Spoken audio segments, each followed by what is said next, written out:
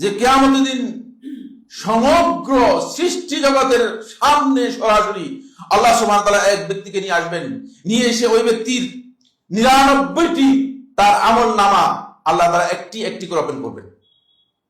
Open করার পর আল্লাহ সুবহানাহু ওয়া তাআলা একটি আমল নামা যতটুকু চোখ যায় ততটুকু লিখতে লিখতে লিখতে লিখতে এত লম্বা হয়েছে, চোখ যতটুকু যায় ততটুকু, এভাবে 99টি আমল নামা তার উন্মুক্ত করা হবে। তারপরে আল্লাহ সুবহানাহু ওয়া তাআলা বলবেন, আতুনকিরু মিন হাযা শাইআন, হে আমার বান্দা, এই দেখালাম যে এগুলো কোনো কিছু কি তুমি অস্বীকার করতে পারবা? আতুনকিরু মিন হাযা শাইআন, এর মধ্যে কিছু কি অস্বীকার করতে পারবা? কিছু কি আযলামাকা কাতাবাতিল হাফিজুন, আমার লেখক যারা এগুলো সংরক্ষণ করেছে তারা কি তোমার উপর জুলুম করছে, এটা বলতে পারবা? ফায়াকুলু লা ইয়া রাব, আমি আর আপনি কোথায় বলবো লা ইয়া রাব, আমাদের সুযোগ নাই, কোনো সুযোগ নাই, বলে না আমাদের রব আমরা করতে পাই। ফায়াকুলু আলাকা উযরুন, তোমার কি কোনো উযর আছে কিনা, তোমার কি ক্ষমা পাওয়ার মতো কোনো বক্তব্য আছে কিনা, অজুহাত দেখানোর কোনো সুযোগ আছে কিনা? ফায়াকুলু লা ইয়া রাব, না এরকম কোনো উযর তো নেই, এই ধরনের কোনো উযর নেই, আমার কোনো উযর নেই। ফায়াকুলু বালা, তখন আল্লাহ সুবহানাহু ওয়া তাআলা বলবেন তোমার কিচ্ছু নাই, তুমি বলেছো, কিন্তু একটা জিনিস, হ্যাঁ, ইন্না লাকা ইনদানা হাসানাতান, একটা ভালো কাজ তোমার আমার কাছে সংরক্ষিত আছে। ইন্না লাকা ইনদানা হাসানাতান ফাইন্নাহু লা যুলমা আলাইকা আল-ইয়াওম, কারণ আজকের এই দিনে আর কোনো জুলম নেই, তোমার সব ভালো কাজ খারাপ কাজ সব তোমার সামনে তুলে ধরা হবে, এই দিনে কোনো ব্যাপারে তোমার উপর জুলুম করা হবে না। তারপরে তাখরুজু বিতাকাতান আও তাখরুজু বিতাকাতান ফিহা আশহাদু আল লা ইলাহা ইল্লাল্লাহ ওয়া আশহাদু আন্না মুহাম্মাদান আবদুহু ওয়া রাসূলুহু, তারপরে একটা কার্ড বের করা হবে, যে কার্ডের মধ্যে শাহাদাতুর রিসালা, শাহাদাতুল উলুহিয়া অর্থাৎ লা ইলাহা ইল্লাল্লাহ এর ঘোষণা এবং মুহাম্মদ রাসূলুল্লাহ সাল্লাল্লাহু আলাইহি ওয়াসাল্লামের রিসালাতের ঘোষণা, এটা রয়েছে। একটা ছোট্ট একটা কার্ড বের করা হবে।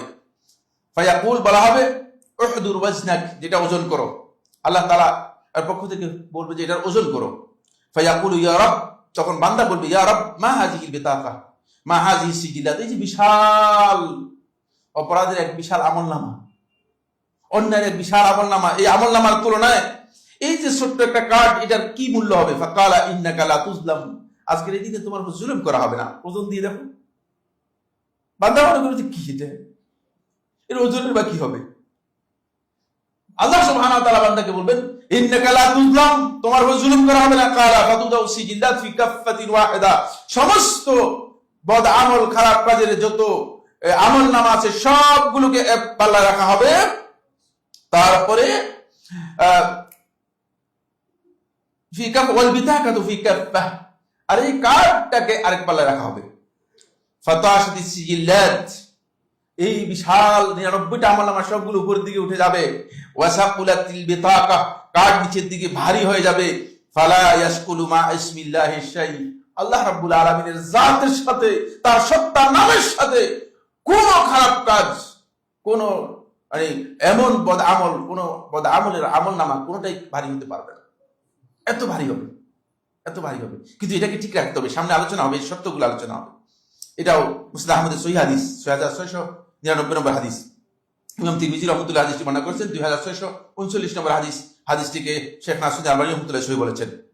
এখান থেকে বোঝা যায় যে প্রথম যে পয়েন্টটি আলোচনা করতেছিলাম সেটা হচ্ছে আমাদেরকে প্রথম ভারী আমল হচ্ছে কালিমাতুত তাওহীদকে নিজের অন্তর দিয়ে বিশ্বাস করে বুঝে সেটাকে কি করতে হবে, সেটাকে ঘোষণা দিতে হবে, সেটাকে ঘোষণা দিতে হবে।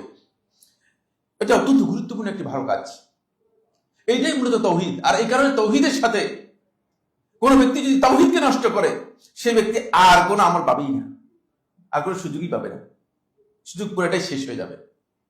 মানে এই কাজটা কি হয়ে যাবে, নষ্ট হয়ে যাবে, সে ব্যক্তি আর কোনো আমলের তার দরকারই নেই, তার কোনো আমল কাজেই লাগবে না।